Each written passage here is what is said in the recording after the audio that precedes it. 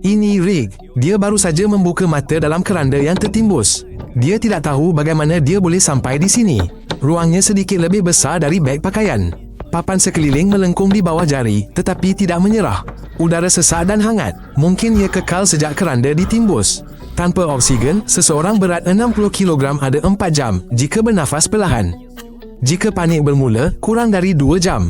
Rick tidak faham dan mula panik sekarang. Dia tersentak tajam, teresak-esak, memegang dinding keranda dan mula menjerit. Mula-mula tercekik, kemudian sekuat hati, merosakkan tekapnya sehingga telinganya berdengung kerana bising. Rick mengetuk, menjerit, tetapi tiada siapa yang mendengarnya. Dia meraba beg galas dengan kakinya.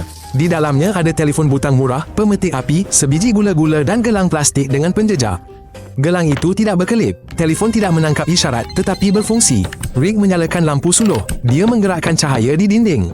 Matanya mula biasa dengan cahaya. Ruang itu diperbuat daripada kayu, tidak dicat. Di celah-celah retakan, butiran tanah segar kelihatan. Mula-mula dia cuba menelefon, kemudian menulis mesej.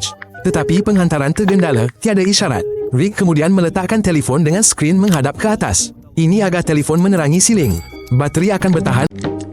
Dia cuba menolak penutup. Mulanya perlahan, kemudian dengan kuat, lalu dengan seluruh berat badan. Papan-papan sedikit berkeriut, namun tidak bergerak. Rick menekan tumitnya ke lantai. Dia menolak dengan bahu, tapak tangan dan kepala. Terdengar retakan pada pergelangan tangan. Rasa sakit tajam menusuk, namun tiada apa berlaku. Kira-kira 60 cm tanah di atasnya.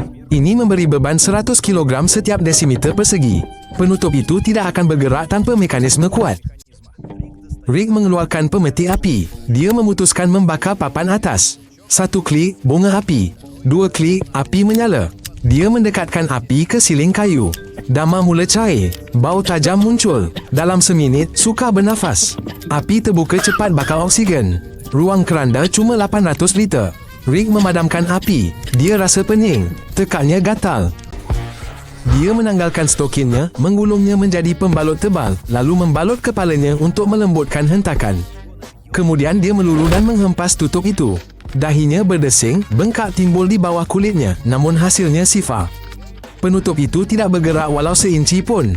Rick menyarap, mencapai siling dengan tumitnya dan mula menendang. Ruang tidak cukup untuk memecut, namun dia teruskan. Selepas beberapa tendangan, betisnya kekejangan. Hentakannya makin lemah. Dia tidak berhenti sehingga ototnya tidak lagi menurut. Cuba menenangkan diri, Rick mula mengira kuat.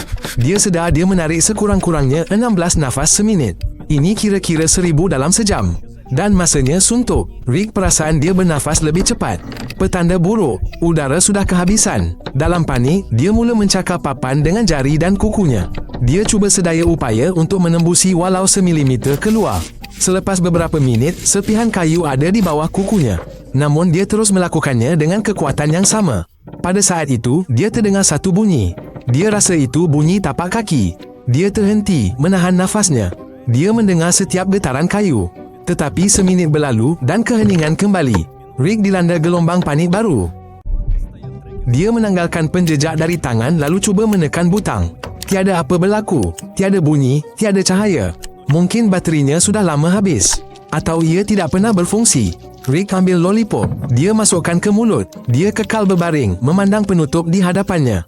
Mula-mula dia mengira nafas. Kemudian dia mula menyanyikan lagu sedih dari zaman kanak-kanaknya. Suaranya semakin perlahan, tetapi tidak berhenti. Hanya ini yang dia mampu lakukan. Langgan dia selagi dia bernafas.